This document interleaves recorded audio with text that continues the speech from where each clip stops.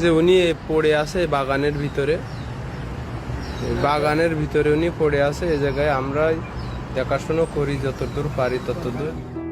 দীর্ঘ ২৭টি বছর, সময়টা নেহাত কম নয়।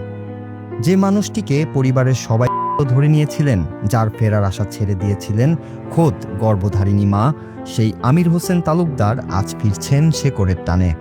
দীর্ঘ ৩ দশক আগে শরীয়তপুরের নড়িয়া থেকে জীবিকার সন্ধানে মালয়েশিয়া পাড়ি জমানো এই মানুষটি নিখোঁজ ছিলেন দীর্ঘ ২৭টি বছর। আজ রাত ১২টা ১০ যখন তাকে বহনকারী বিমানটির চাকা ঢাকার রানওয়ে স্পর্শ করবে, তখন অবসান হবে একটি পরিবারের দীর্ঘশ্বাস। এটি কেবল এক প্রবাসীর ফেরা নয়, যেন এক অলৌকিক পুনর্জন্ম। গল্পটা শুরু হয়েছিল ৩০ বছর আগে। ভাগ্যের চাকা ঘোরাতে মালয়েশিয়া গিয়েছিলেন আমির। শুরুতে ৩ বছর সব ঠিকঠাক থাকলেও হঠাৎ একদিন সব যোগাযোগ বিচ্ছিন্ন হয়ে যায়। এরপর দীর্ঘ ২৭ বছর কোথায় ছিলেন তিনি? জানা গেছে মালয়েশিয়ার গভীর এক জঙ্গলে দীর্ঘ ১৫ বছর মানবেতর জীবন কাটিয়েছেন আমির হোসেন। আধুনিক পৃথিবী থেকে বিচ্ছিন্ন হয়ে অনেকটা আদিম পরিবেশে বেঁচে থাকার লড়াই চালিয়েছেন এই রেমিটেন্স যোদ্ধা। খেয়ে না খেয়ে পার করেছেন বছরের পর বছর, যেখানে সাথী ছিল কেবল একাকিত্ব আর জন্মভূমির স্মৃতি। আমির হোসেনের এই ফিরে আসার নেপথ্যে রয়েছে একদল মানবিক মানুষের নিরলস চেষ্টা।